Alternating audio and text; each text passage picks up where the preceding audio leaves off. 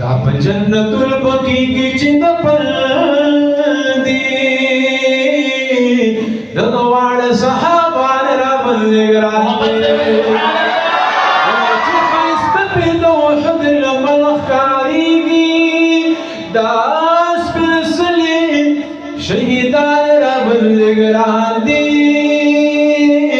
نو که خپلوان او دوستان دواړه مې راټول کړي خو کلیوال مې د جانان راباندې ګران دي اهل بیتو نه قربان شم څو زله کله دا نیکبخته په ایمان راباندې ګران دي نو توبهګاره دا په ما د خدای کرم دی